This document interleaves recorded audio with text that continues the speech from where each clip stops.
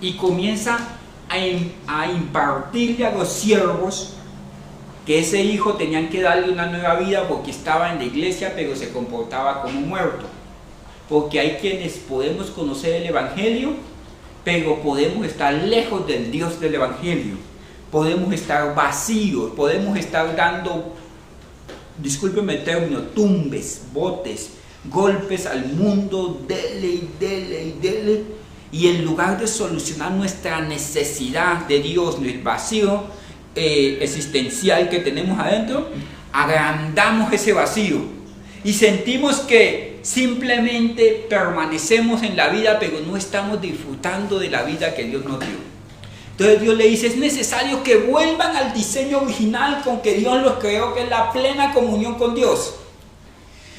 Pero para venir nuevamente a esa plena comunión con Dios, necesitan ser hechos de nuevos, formados.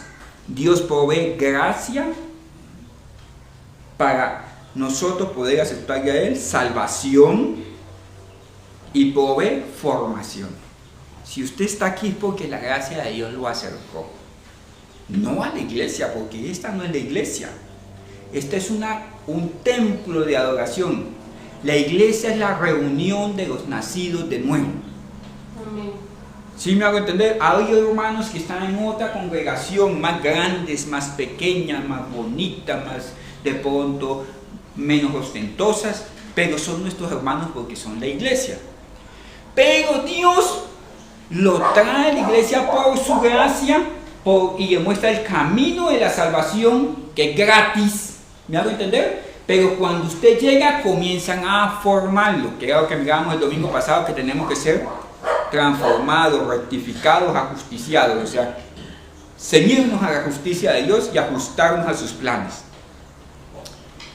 Ahí quedamos la semana pasada y vimos un texto por allá en Segunda de Reyes que dice que Ezequías hizo lo recto delante de Dios, somos rectificados, hay una forma de hacer las cosas a la manera de Dios. En esa somos prosperados, hizo lo recto, puso su esperanza en Dios. La Biblia dice, maldito el hombre que confía en el hombre. ¿Puso su esperanza en quién? Dios. En Dios. Por allá en el capítulo 21 del libro de Proverbios dice esto, mi hermano. Proverbios 21:1, que el corazón del rey está en las manos de Dios, y a quien quiere Él lo inclina. Como los repartimientos de las aguas, así está el corazón del rey en las manos de Dios, y a quien quiere lo inclina. ¿Qué quiere decir? Había un acueducto grande, y el rey decía, a Álvaro le vamos a dar agua, porque me cae bien. Entonces la gente buscaba impresionar al rey. Y los hombres fallamos, todos. Pero cuando usted coloca la mirada no en el rey, sino en el que tiene el corazón en su mano, ayúdeme, así está el corazón de quién? El rey. En la mano. ¿Usted a quién tiene que buscar? Al que tiene el corazón del rey en su mano. ¿Quién tiene el corazón de sus clientes, de sus hijos, de su esposo? Usted decir, si usted trata con su esposo a nivel personal, es un conflicto porque somos dos mundos diferentes. Usted, su esposa, y su esposo, usted le da pico al señor o a la señora, pero por eso es por un ratico, pero el corazón de ellos está en las manos de Dios. El corazón de la persona que tiene su empleo está en las manos de Dios. No se vaya por el nivel humano, por el nivel material. Usted tiene que irse por el nivel de Dios espiritual. Entonces, cuando nosotros colocamos la esperanza en Dios, estamos confiando en el dueño de todo. Hermano, mire, cuando usted tiene la esperanza en Dios, usted no se va a desilusionar nunca. Porque todo hombre falla. Alguien te pudo haber dicho, te amaré para toda la vida, hasta que la muerte nos separe. Lo separaron 3 billetes. Lo separó doña Pepita, don Pepito, don Filomeno. Y usted, ¡ay, cómo me duele! Jeremías dice, maldito el hombre estabas en el lugar equivocado, porque el único que es digno de confianza al 100% es Dios. De resto todos los hombres fallan. ¿Es una novedad para usted? No. Que usted diga, ay, es que yo le hice, es que yo engordé marrano para que otro coma. Usted lleva y alimenta y le da chocolate y le saca a cine y le da hamburguesas a la muchacha y le compra moñitas y va y se casa con otro. Engordó marrano para que otro coma.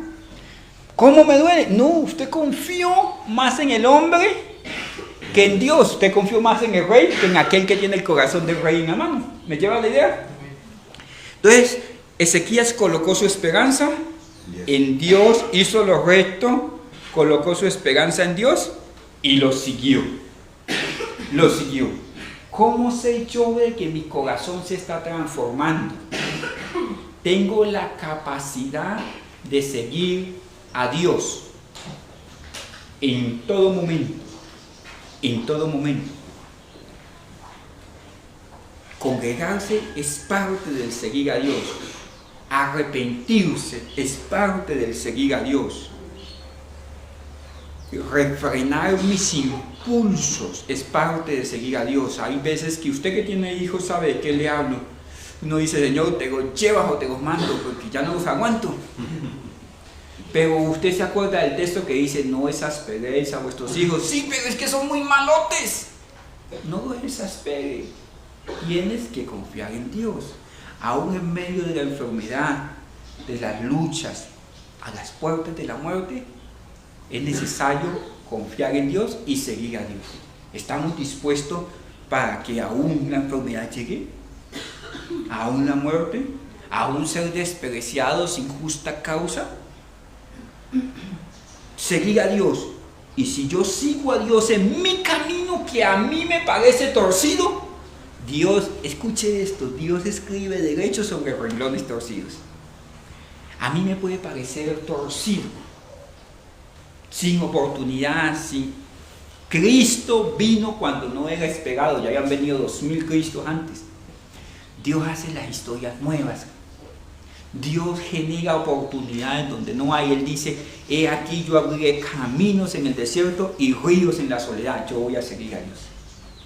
José, en medio del foso, no tenía esperanza.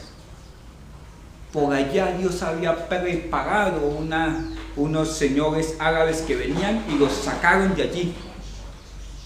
En la cárcel José no tenía esperanza. Dios había preparado un copero y un panadero que se metieron en problemas para que el faraón escuchara de José. Nosotros tenemos una disfunción en la mente, que creemos en Dios y obramos de acuerdo a lo nuestro, a nuestros planes. Tenemos que creer en Dios y seguirle en todos sus dichos. Y la mente nuestra tiene que aprender a eso. Y decirle usted a sus hijos, no dependemos, usted no depende de mí, usted depende de la misericordia de Dios.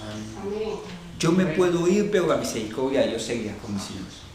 La iglesia no depende de su ofrenda, la iglesia depende de la misericordia de Dios. Que si Dios quiere bendecir la iglesia, lo bendecirá a usted. ¿Sí me hago entender?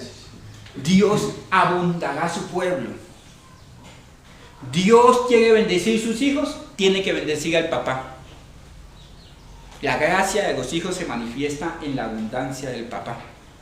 Dios quiere, esposa, usted que está en la casa, usted tiene que ir al que tiene el corazón de su esposo en la mano.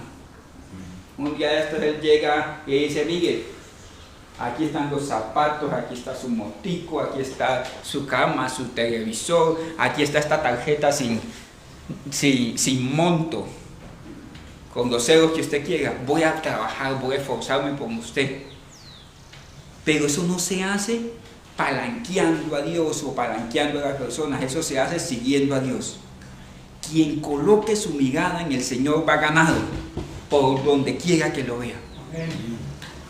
Salmos 37, 19. En tiempo de escasez les daré abundancia y no serán avergonzados en el mal tiempo. Dios. Que el dólar subió, que se preocupen los que dependen del dólar porque yo dependo de Dios. Amén. Que el hierro, el material subió, yo dependo de Dios. Que la carne subió, yo no dependo de la vaca, yo dependo de Dios. ¿Me hago entender? Pero ¿qué hace eso? Que voy a seguir a Dios. Voy a seguir a Dios. Aún en que ande en el valle de sombra de muerte, no voy a temer porque yo sigo a Dios. Que cambian el gobierno, yo sigo a Dios. No hay ninguno más poderoso que Dios. Yo voy a seguir a Dios. Miren ustedes, mis estimados hermanos, en el Efesios 3:16, vamos a ir al libro de Efesios capítulo 3, verso 16. Mire usted que Pablo cuando escribió el libro de Efesios estaba preso en la cárcel de la Mamertía en Roma. Y mire esto, había una pequeña ventanita, esas ventanitas se llamaban celosía, una ventana pequeña. Las casas antes no tenían esas ventanas así, sino unas ventanas pequeñas, donde el esposo sacaba la cabeza para ver qué estaba haciendo la esposa del esposo. Eso se llamaba celar. Si saben de dónde, usted sabe de qué le hablo, para dónde voy. Una persona celosa es una persona que, ¿con quién está hablando? La vecina, o sea, la celosía. Pablo tenía esas ventanitas, y esa ventanita lo único que dejaba ver era el Coliseo romano. ¿Alguien sabe qué pasaba en el Coliseo romano en la época de... Lo mataban los cristianos, y él era cristiano, y estaba en la lista.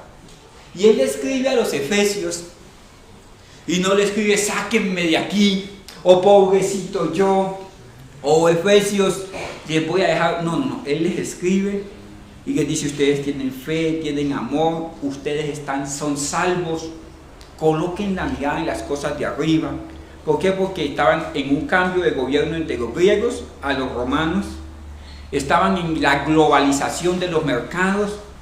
La economía estaba quebrada y estaban saliendo de una gran peste que mató bastante gente en Asia Meridional.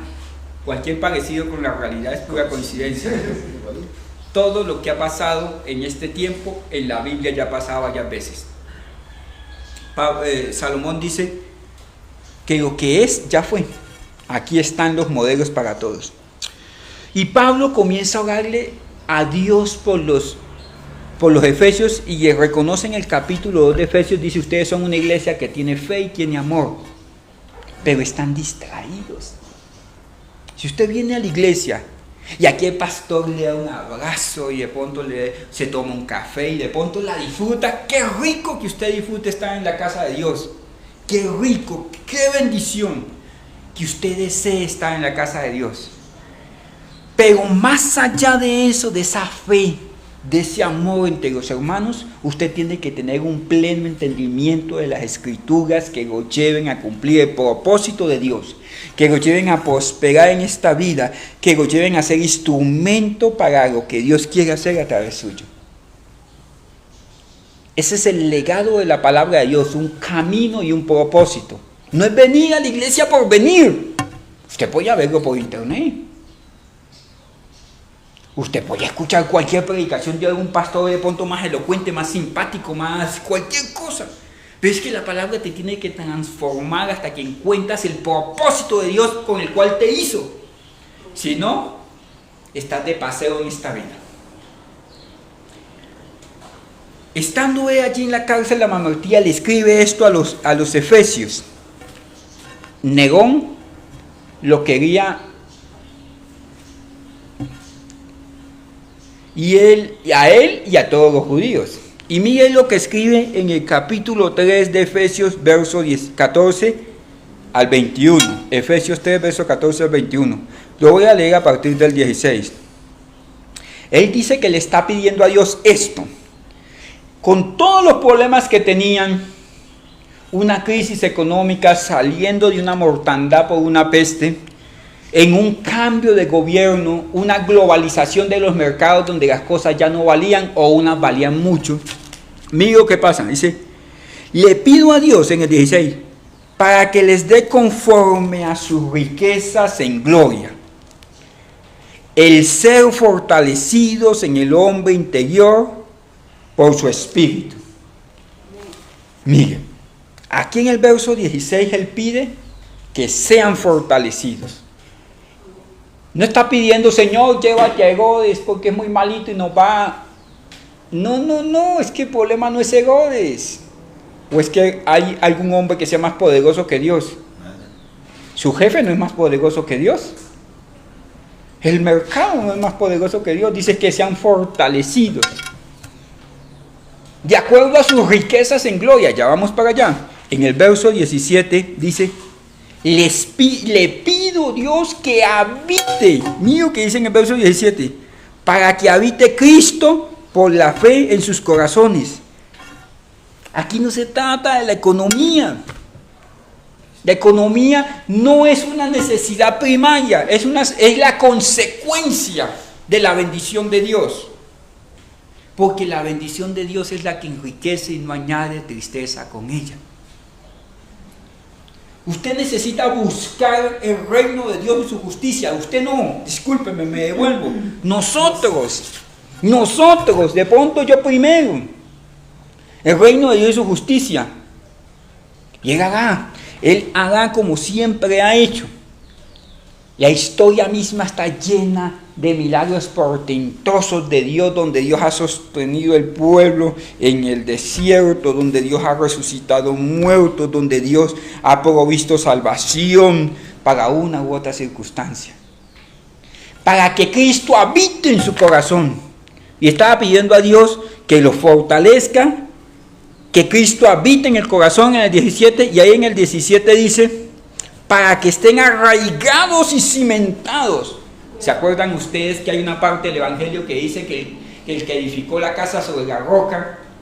¿Se acuerdan el texto que dice? ¿Vinieron qué? Vinieron ríos, vientos y tempestades. Eso es una degeneración del mismo proceso. No vamos a ir hacia allá. Pero pueden venir circunstancias. Pastor, es que estoy enfermo y no puedo ir a culto. Hermano, mire, mientras esté vivo, busque a Dios. Ya si está muertito, pues quédese en el cementerio, pero mientras tenga aliento de vida, diga lo que dijo David. Vida me diste, por eso te adoro. Amén. Peque las rodillas, eche un pie primero, después del balón. Pues no es novedad que nos estemos volviendo viejos. O alguien le dio una póliza de garantía que usted iba a ser eternamente lindo para toda la vida. No, es natural. Arraigados y cimentados en Cristo, dice, para que habite Cristo en ustedes. Y también clamo para que sean arraigados y cimentados en Cristo. Mira, hermanos, se necesita gente inamovible en la fe, inamovible en los principios.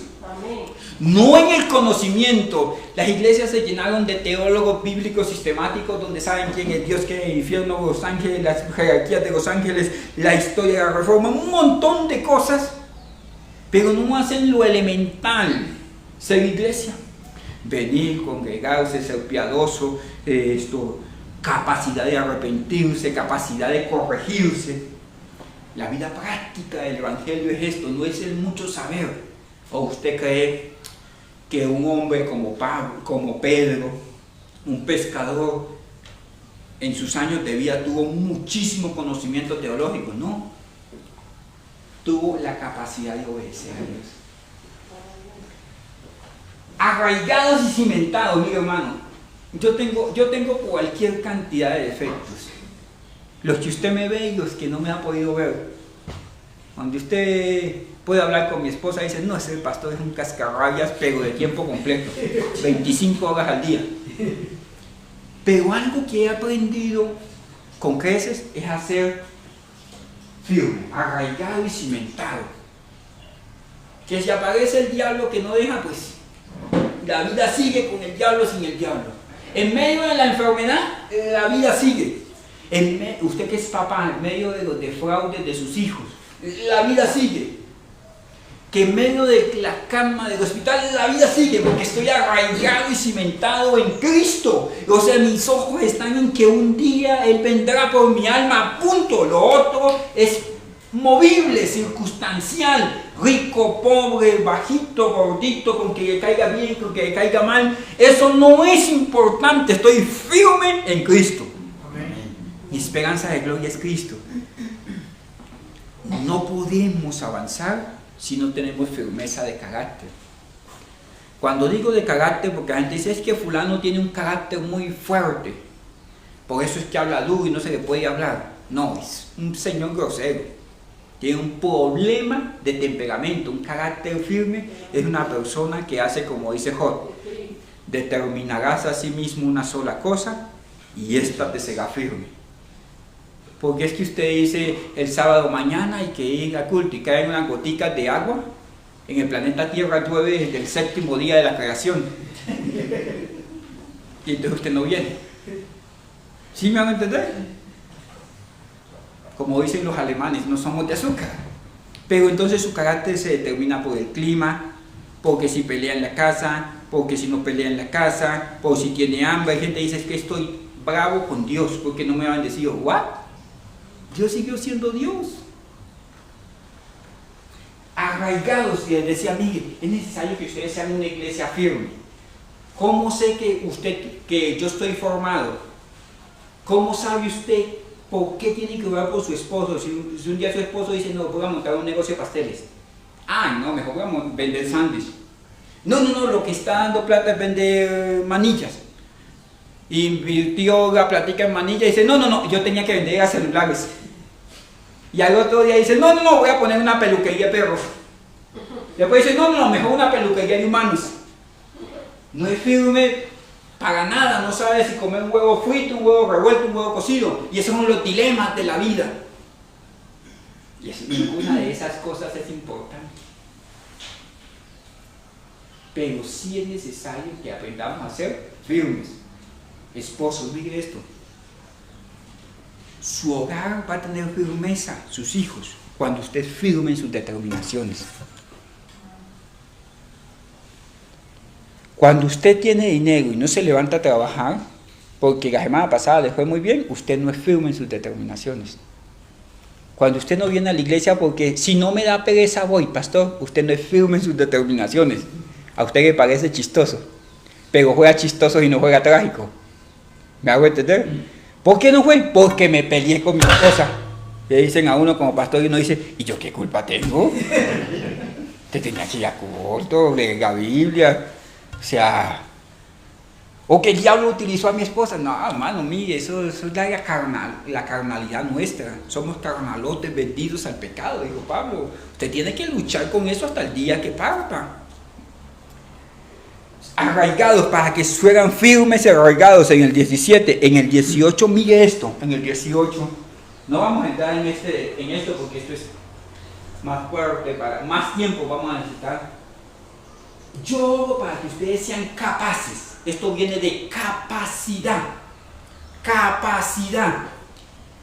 Mira, hay gente que no entiende el evangelio, que es un mensaje de salvación. La gente dice, pero si yo voy a la iglesia, esto me va a ir bien en la vida.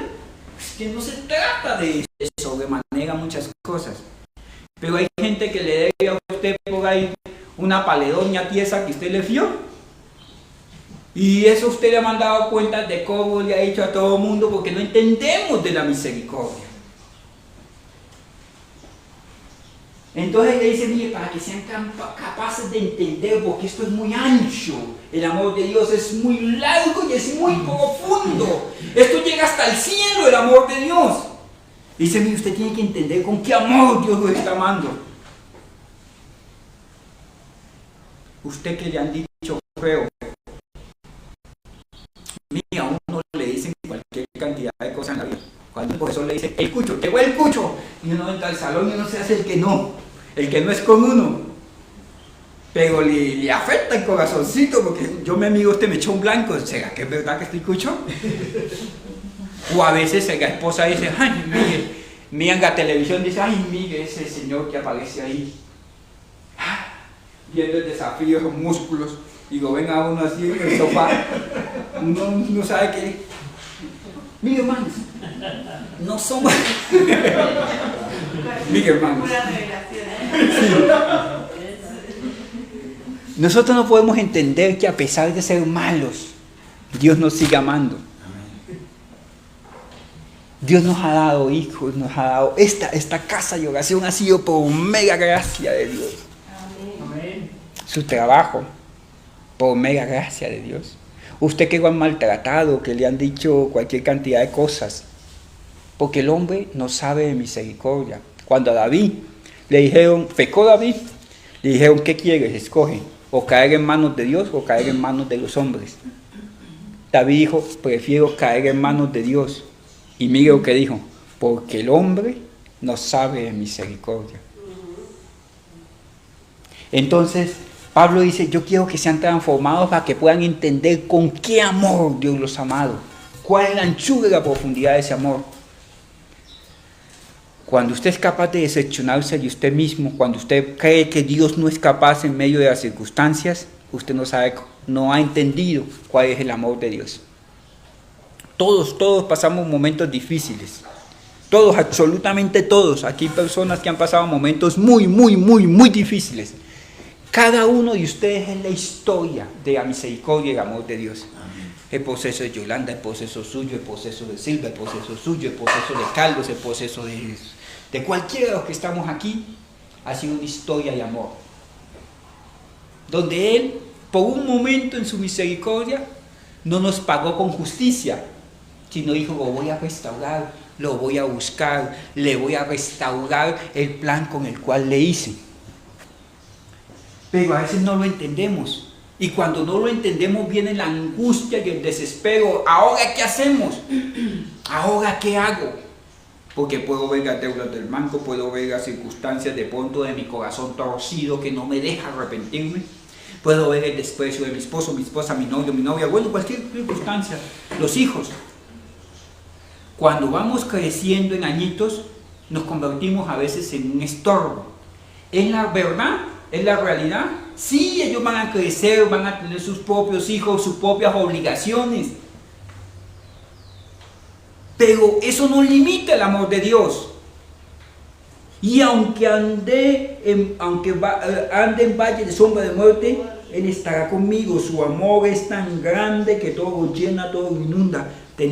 Pablo oraba para que ellos fueran transformados en su mente hasta entender, hasta ser plenamente capaces de entender quién es Dios. Plenamente capaces. Dios no es un señor de una barba grandota sentado allá con una lupa viéndolo a usted, porque esa fue la imagen que teníamos de Dios, un viejito, muy viejito que se mueve, que está encima de la humanidad. Así no es. Dios es amor, Dios es misericordia, Dios el creador excede en todo nuestra necesidad. Y en el verso 19, aquí le dice, para que entiendan la geometría del amor de Dios, en el 19 dice, de ese mismo capítulo dice, para que puedan conocer. ¿Conocer qué? El amor de Cristo, que excede ¿qué? Todo conocimiento. Y sean llenos de la plenitud de Dios. Esto no lo vamos a poder estudiar todo hoy porque esto está carnudo. Entonces voy a limitarme un poquito al verso 16. Dice, para que sean fortalecidos, para que os dé conforme a sus riquezas en gloria. Mire, hermanos, estas riquezas que habla aquí, no está hablando de lo material, pero Dios es el dueño del oro y de la plata, y al que quiere bendecir, bendice. Bendice. O sea, eso es innegable. Mire, hermanos, bueno, nosotros más chichumbianos diríamos, al que le van a dar, le guardan, ¿sí me va a entender? Eso usted puede estar en la fila, al final algo pasa, porque no dependemos del corazón del rey, del corazón del hombre, sino de la misericordia de Dios. Pero las riquezas de este mundo, la Biblia dice, su oro y su plata están enmohecidos, o sea, eso sirve para el bienestar en este mundo, pero son consecuencia de la bendición de Dios, no son la prioridad de nuestra vida. ¿Me hago entender? Pastor, ¿usted quiere decir, usted está queriendo decir, querer insinuar que es que no debo trabajar? Trabaje, multiplíquese, funde la tierra, ensanche su tienda, hágale. Pero no cambie las riquezas pasajeras por las riquezas inescrutables de Dios. Es más, lo uno lleva a lo otro. Yo se los he enseñado varias veces hasta el cansancio. Josué en el capítulo 1:8, ¿cierto? Del 6 al 8 dice, si haces y guardas todo conforme en esta palabra está escrito. ¿Alguien se sabe el texto?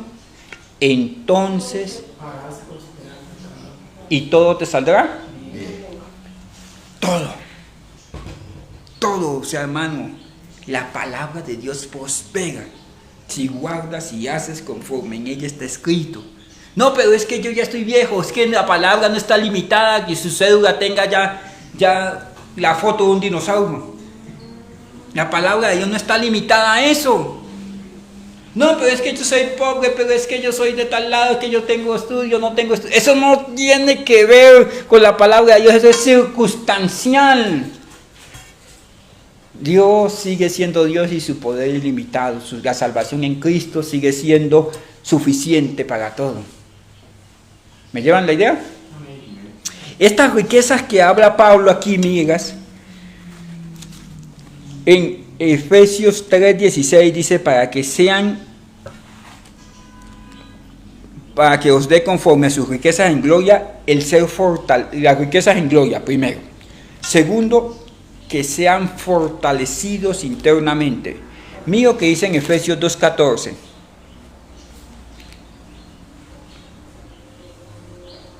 Efesios 2:14 dice así, porque Él es nuestra paz, que de ambos pueblos hizo uno. Discúlpeme, estoy equivocado el texto, Efesios 2:4. Pero Dios, ayúdenme, Efesios 2:4. Que es rico en misericordia por su gran amor, con que nos amó. Dios que es rico en misericordia, la riqueza de la gloria de Dios, para que Dios les dé conforme las riquezas de su gloria, primero riquezas de su gloria, ser fortalecidos internamente. Ojo con esto que les voy a decir. La Biblia dice en el libro de Proverbios que el hombre lo puede soportar todo. La escasez, el hambre, algunas circunstancias en la vida, menos el espíritu angustiado.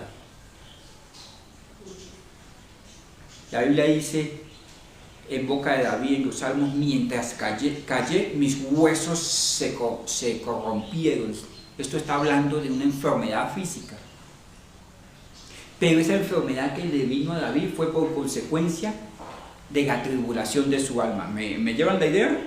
Pero dice, y cuando entré en la casa de Dios, dice Salmo 73, entendí que esa aflicción que yo tenía, esa depresión, es porque yo estaba alejándome de Dios. ¿Usted ha sentido solo? Usted está quitando la mirada de Dios. ¿Usted ha sentido deprimido? Usted está quitando la mirada de Dios, porque sus riquezas siguen ahí. Pero Dios que es rico en misericordia. Esta palabra cordia, que forma esta palabra misericordia, cordia significa corazón. Miser significa miseria.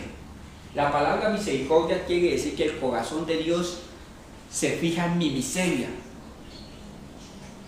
Dios tiene cuidado de mi miseria. ¿Usted cree que Dios no conoce sus lágrimas?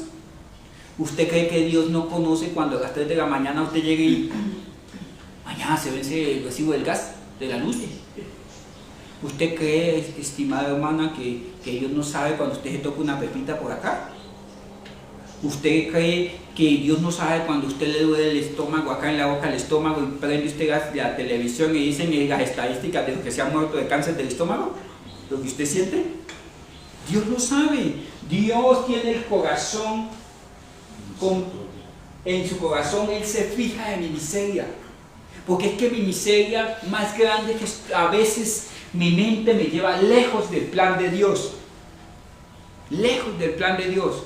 Dios tiene todo preparado, pero yo he perdido tanto tiempo haciendo mis planes para que me rompan el corazón, para que me desprecien, para que me usen, para darle vueltas y vueltas y vueltas al camino y volver al mismo punto. Pero esa es la miseria, andar en ese desierto. Miseria. Pero Dios tiene un corazón que tiene cuidado aún de mi miseria. Dios no es como el hombre. Dios es un Dios de misericordia. Considera mi circunstancia. Dios que es rico en misericordia. ¿En qué? Dice en Efesios 3:16 que Dios le dé conforme a sus riquezas. Dios es rico ¿en qué? En misericordia.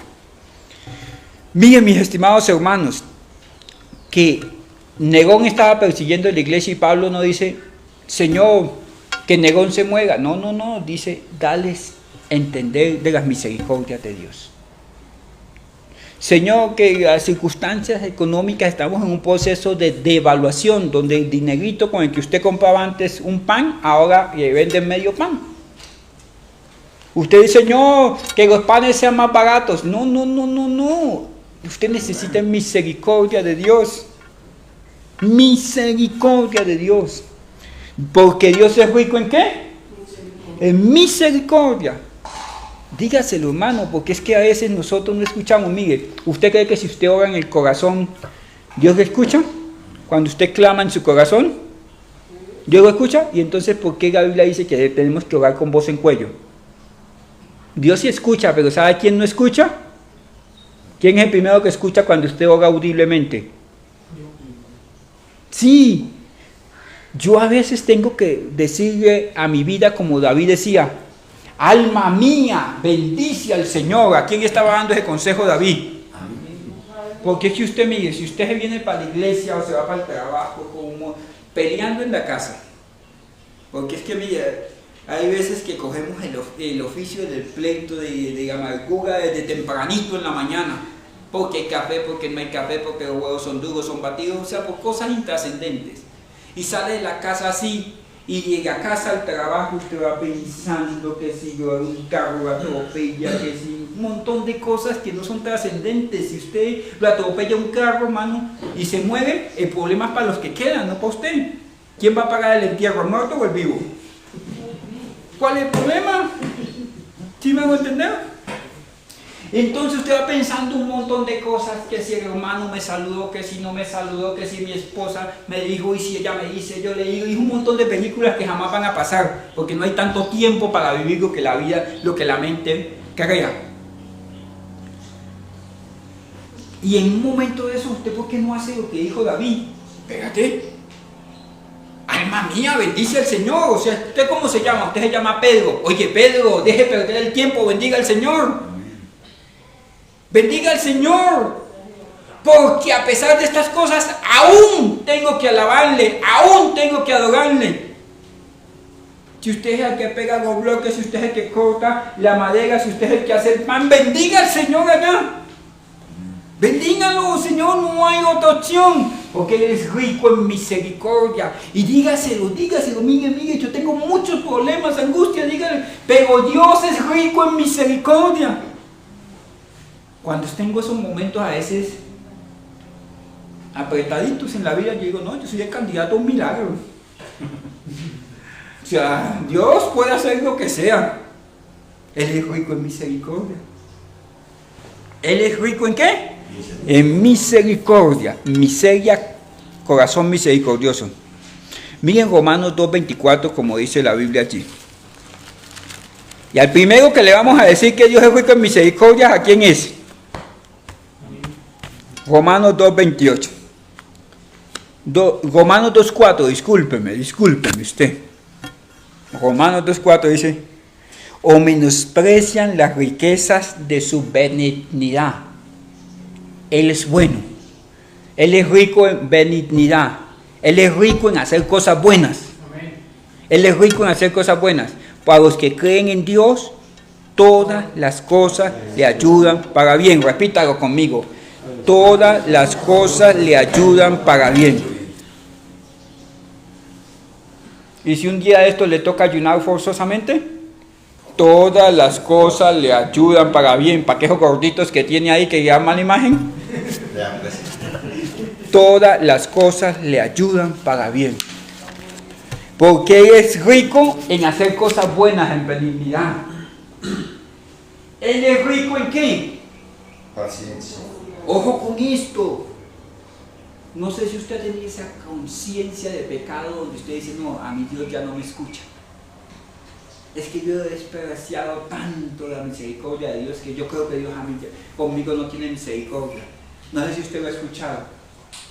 No conoces cuál es la anchura, la plenitud, la longitud y la altura del amor de Dios. Porque Dios es rico en paciencia. Pero mire esto, ¿cómo se lo digo? Él tiene paciencia con mis pecados, conmigo, con mi carácter. Pero Él tiene paciencia con los demás. Porque uno dice, esta persona sí es mala, Señor, ¿por qué no te la llevas? Porque Dios es rico aún con el malo. Aún con el malo. En longanimidad, esto tiene que ver con que Dios extiende esos procesos para con nosotros. Usted no peca y no le cae un rayo y lo parte, porque Dios es rico en longanimidad. Ignorando que su benignidad, cosas buenas, te guía al arrepentimiento. ¿Quién es el que hace que el arrepentimiento viene de hacer las cosas nuevamente al derecho? Ojo que usted necesita aprender. Dejar de darse totazos en la vida y comenzar a hacer las cosas al derecho. Al derecho, ¿me hago entender? Porque es que el diablo no amarró a usted una tarjeta de crédito. Te dice, ay Señor, yo como sufro por causa de tu nombre, porque me llama esa gente del banco y no entiende. Y usted deja pagar la tarjeta de crédito, es al 24% interés vencido. O sea, eso no lo paga nadie. Y usted dice que el diablo lo está persiguiendo. No, el diablo no lo está persiguiendo. Fue una señora que le dijo que usted es tan buen cliente que le vamos a vender le vamos a dar una tarjeta platino, usted puede comprar lo que sea. Y después lo están persiguiendo. Y cuando Dios en su benignidad nos corrige, lo llaman, usted ya no, antes podía comer pollo, ahora como le toca pagar la cuenta, la tarjeta, el celular que sacó a 24 cuotas, ya tiene que comer pollo en cáscara. ¿Por qué me pasa a mí esto? No, que usted tiene que arrepentirse, a la próxima créame que no lo vuelve a hacer. Porque Dios en su benignidad nos corrige y nos guía al arrepentimiento. ¿Me van a entender? Y a veces es bueno que seamos corregidos, a veces no, siempre es bueno que seamos corregidos, porque si no estaríamos cometiendo los mismos errores todo el tiempo. Dios no se vuelve viejito, nosotros sí. Mira, arrepiéntase de hacer las cosas mal, de estar peleando en la casa. Usted no se casó con una señora para formar un ring de boxeo. ¿Seguro? Y es una torpeza pelear con los hijos, botarlos a la calle, malgastar la vida, odiando. Dios en su benignidad nos guía ¿a qué? Arrepentimiento. El arrepentimiento tiene que ver con cambio de mente, metamorfosis, dejar de hacer las cosas mal y aprender a hacerlas bien. ¿Capis? Dios es rico en benignidad, paciencia, longanimidad. Miren, mis estimados hermanos, ahí en Romanos 11:33, vamos juntos, dice que Dios es rico, dice, oh profundidad de las riquezas de la sabiduría de Dios y de la ciencia de Dios, cuán insondables son sus juicios e inescrutables sus caminos. Mire, hermano, yo quisiera tener las siguientes 6 horas para enseñarles este texto. Dice, profundidad, Dios es rico. La profundidad de la riqueza. ¿Dios es rico en qué? En sabiduría. Por eso Santiago dice, si alguno es falto de sabiduría, pídala a Dios que Él la da abundantemente y sin reproche. Mi hermano, la mayoría de los problemas que tenemos nosotros es por falta de sabiduría. Por falta de sabiduría, hermano. El hijo pródigo se fue porque no tenía la sabiduría de entender, la capacidad de entender que en la casa del padre estaba bien. Mis hermanos, a veces nosotros no tenemos una sabiduría tan elemental de entender que nadie nos puede amar más que mamá y que papá. Hay hijos que dicen, no, es que mi mamá no quiere que yo sea feliz. cuando le dice que ese muchacho que fuma orégano no le sirve. ¿Sí me van a entender? O que el mayor sueño de él es tener una moto grande. O hacerse un montón de tatuajes para andar así con una camisita así. Y usted lo ve y su mamá le dice, no, ese cascarón no sirve para nada, eso se va a envejecer. Y uno dice, es que mi mamá no quiere que yo consiga la felicidad. ¿A usted no le parece que le falta algo de sabiduría elemental para la vida? Pero si usted no tiene sabiduría, que todos hemos pasado por este camino. Amén. Usted igual que yo tiene cara de sospechoso. ¿Dios es rico en qué? En ciencia de Dios, mi hermano. Usted no persiga el dinero, no persiga las cosas materiales, usted persiga la sabiduría. Es que el problema de nosotros es que queremos hacer las cosas a la manera del mundo, el negocio que está pegando, lo que están haciendo los demás, lo que están haciendo las otras iglesias, lo que está cantando fulano. No, Dios tiene una revelación especial para cada uno de nosotros, una sabiduría especial. Mis hermanos, hay gente que no prospera aunque usted le dé $1.000.000.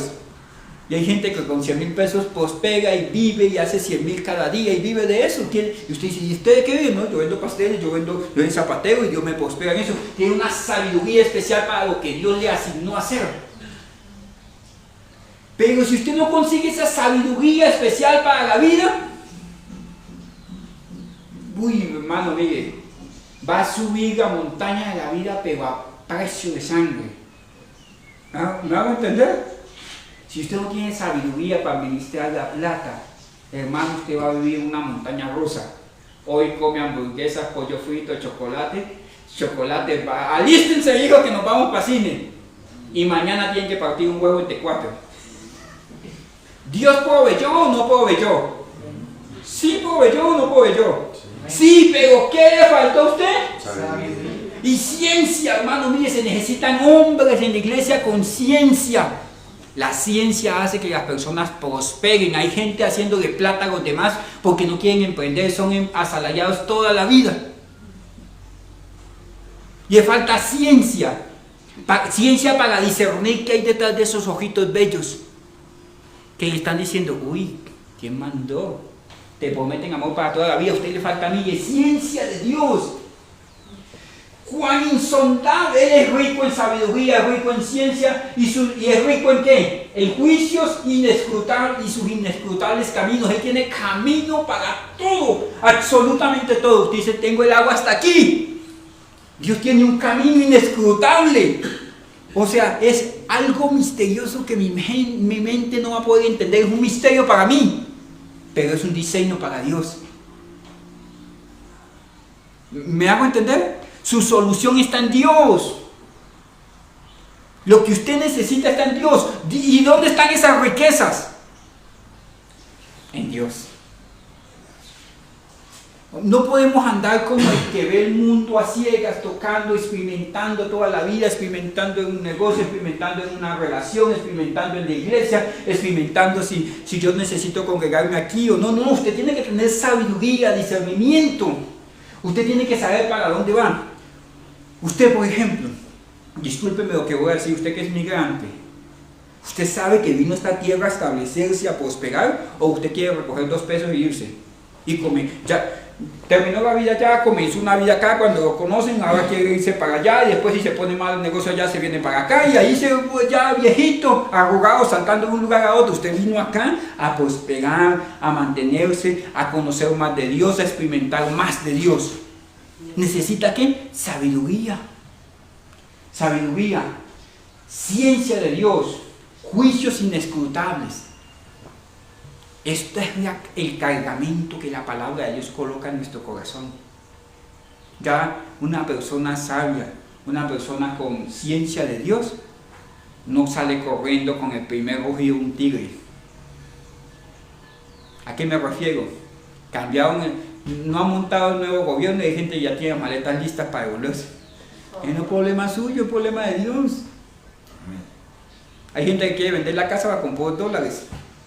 O sea, espérese. Y necesita ciencia de Dios. Cristiano, llénese de esta sabiduría, esa ciencia de Dios. Si usted no sabe qué hacer con la vida, no haga nada. Porque el que no sabe para dónde va a cualquier lugar llega. ¿Cómo llegué yo acá? Sus piecitos lo trajeron. Le faltó ciencia, sabiduría, juicios inescrutables de Dios en la toma de decisiones. Dios también es rico. ¿Se acuerdan en qué es rico Dios? En misericordia, en benignidad, en longanimidad, en paciencia, en sabiduría, en juicios inescrutables. En Romanos 11:33, discúlpeme. Romanos 11:33 dice así. Estamos en Romanos 2. Estábamos ahorita en 2:4. Vamos a Romanos 2:4, discúlpeme.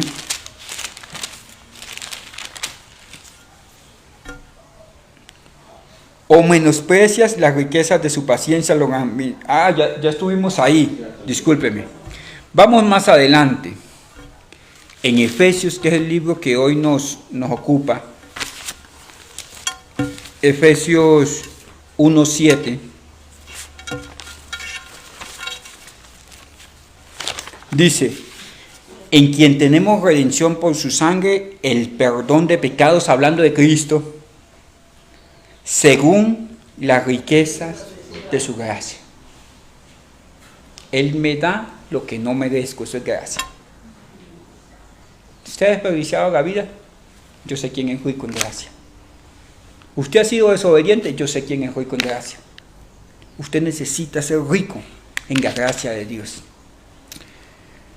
En Efesios 7, en el 2:7 dice, para mostrar en los siglos venideros las abundantes riquezas de su gracia, de su bondad para con nosotros en Cristo Jesús. Este sí nos va a rayar el coco.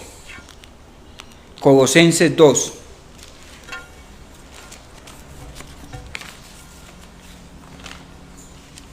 Colosenses 2, 2 al 3. Dice así, para que sean consolados en sus corazones. Colosenses 2, 2 al 3. Para que sean consolados en sus corazones, unidos en amor, hasta alcanzar todas las riquezas de pleno entendimiento, a fin de conocer el misterio de Dios, el Padre en Cristo. Aquí habla de las riquezas de pleno entendimiento. Pleno entendimiento, mis hermanos, esta vida está llena de apariencias. Con que el otro ría, no quiere decir que es feliz. El payaso ríe y le aplauden, pero detrás de la máscara llora. Con que usted diga que yo me siento como triste y entonces tengo ganas como de ir al supermercado a darme una vueltica a ver qué compro. ¿Qué tiene que ver su tristeza con ir a comprar chécheres? ¿Y lo has hecho? Te tiene cara de sospechoso. Estoy como aburrido, me voy a ir a comer una hamburguesa doble carne. Vamos, nos damos una vuelta y nos comemos algo. Sí, me voy a entender, o sea, no tiene nada que ver lo uno con lo otro. Para que sean consolados en sus corazones, unidos en amor, hasta alcanzar todas las riquezas del pleno entendimiento. Si usted viene a la iglesia y usted no entiende de qué se trata la palabra de Dios, usted no tiene pleno entendimiento. Usted viene de paseo, pleno entendimiento. ¿Esto de qué se trata? Dios me dio salvación, por su gracia me dio salvación, pero quiere transformarme, quiere que yo avance, quiere que yo prospere, quiere que yo crezca. Y conforme usted crece, van a crecer sus generaciones, van a crecer sus hijos, sus nietos. Usted tiene que tener pleno entendimiento del plan de Dios. Usted que está joven y bello, si usted entiende esto, de qué trata el Evangelio, va a dejar de llevar golpes en la vida de pronto como lo llevamos nosotros, que aprendimos por experiencia, no aprendimos por instrucción. Usted tiene la oportunidad de aprender por instrucción. El Evangelio se ha vuelto de emociones. Hay gente que viene y yo voy a estar ahí encima y ahora sí me voy a firmar con Dios, pero espantan 3 gotas de agua que cae del cielo. Es una emoción, ¿me hago entender? ¿Por qué? Porque no tiene un pleno ¿qué? Conocimiento. Entendimiento de conocer cuál es el amor de Dios y cuál fue la obra que Cristo hizo en nosotros. O sea, que usted diga, no, es que me estoy volviendo viejo, siendo caprichoso, llevando del bulto, no obedeciendo. Tengo que hacer un alto en el camino. Yo tengo que entender a qué voy a la iglesia, por qué existe la iglesia, cuál es el plan de Dios para mi vida. Eso es de las cosas de retirarse, hacer retiro, hacer ayuno, es que usted puede hacer un alto. Es decir, no, meditar bien sobre sus caminos, como dice el libro de Ageo, y llegar a ese pleno entendimiento. Usted no nació para dormir, comer, pelear, comer, dormir. No puede ser esa la vida, tiene que llegar a un pleno entendimiento. Dios es rico en ese pleno entendimiento.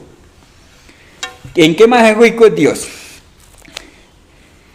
Y 2 Corintios 4:6 dice: porque Dios que mandó que de la luz resplandeciese, que mandó que de las tinieblas resplandeciese la luz, es el que resplandeció en nuestros corazones para iluminación del ¿qué? Del conocimiento de la gloria de Dios en la faz de Jesucristo. Este va a ser el tema del próximo domingo. Comenzamos en Efesios 3:16. Pablo ora para que sean fortalecidos de acuerdo a las riquezas de la gloria de Dios, fortalecidos en su hombre interior. Hemos visto cuáles son las riquezas de la gloria de Dios. Tienen que ver con benignidad, con gracia, con misericordia, con sabiduría, con pleno entendimiento, con conocimiento, con todas estas cosas que solamente pueden estar en Dios. Y eso es lo que falta para que su vida sea una vida con propósito. ¿Me llevan la idea? Pastor, pero ¿dónde lo aprendo? ¿Cómo hago un curso para yo aprender a tener pleno entendimiento? Mire, hermanos, para la iluminación del conocimiento de la gloria de Dios. Esto tiene que ver con su gloria. Esto no tiene que ver con el factor humano, esto tiene que ver que cuando yo me someto a Dios, Dios me hace de nuevo, me da forma como el barro en las manos del alfarero. Puedo estar en la iglesia, pero puedo estar deforme al plan de Dios. Invito a que incline su rostro por un momento. Si usted es falto de sabiduría, hermano, si los años se le están yendo, y usted siente que no está avanzando, mi estimada hermana, hijo de Dios, hija de Dios, no se trata de juicio, sino se trata que no has descubierto las riquezas de Dios. No se trata de tu salvación, esa te es segura, pero no podrás cumplir el propósito con el cual fuiste diseñado si no eres enriquecido, estás empobrecido. Y el corazón de Dios tiene cuidado de mi miseria, de mi pobreza espiritual. No puedo andar sin rumbo, sin dirección. Pídele esa sabiduría y que yo quiero ser enriquecido en ti. Yo quiero ser enriquecido, estoy empobrecido, no tengo diseño de Dios, no tengo propósito en Dios, estoy haciendo mi voluntad, Dios, me cansé de sufrir. Ayúdame, ayúdame, ayúdame. Con humildad de corazón dile, ayúdame a transformar mi entendimiento. Ayúdame a entender cuáles son los diseños del conocimiento, del pleno conocimiento de Dios para mi vida. Ayúdame, Dios, yo no quiero desgastarme. Me cansé del dolor, Dios. Sácame del proceso de la corrección rigurosa y llévame a entender cuál es la altura, la longitud, la profundidad de tu amor, de tu misericordia. Yo quiero a mis hijos dejar herencia de conocimiento, de sabiduría, de arrepentimiento, de paz. Yo quiero aportar a los demás de lo que tú me has dado, conocimiento de Dios, la luz del Evangelio, pero transfórmame. Dile que trate con tu corazón. Dile, Espíritu Santo, trata conmigo, trata conmigo. Dile, Trátame con misericordia. Muéstrame el camino. En el nombre poderoso de Jesús. Bajo el poder glorioso de tu Santo Espíritu, mi Rey. Señor, gracias. Yo como pastor bendigo tu pueblo, mi Dios. Que esta semana sea una semana de bendición, donde la bendición de Dios el Padre, la comunión del Espíritu Santo y esa salvación que hay en Cristo Jesús se manifiesten sobre sus vidas. Que en su casa, Señor, more la paz, la bendición, la prosperidad. Yo como el sacerdote de la casa les bendigo. Bendigo, Señor, en el nombre de Cristo, su entrada y su salida desde hoy para siempre, Señor. Cúbrelos, Señor. Cúbrelos con tu gracia, mi Dios. En el nombre de Cristo Jesús. Amén. Que el Señor tu Dios te bendiga y te guarde. Que haga resplandecer su rostro sobre ti. Que tenga de ti misericordia. Y coloque en tu corazón paz en el nombre de Cristo. Dios me les bendiga. Si alguno voluntariamente quiere ofrendar en esta iglesia, la Biblia dice cada uno de como propuso en el corazón. Lo puede hacer allá en ese baulito. Dios me les bendiga.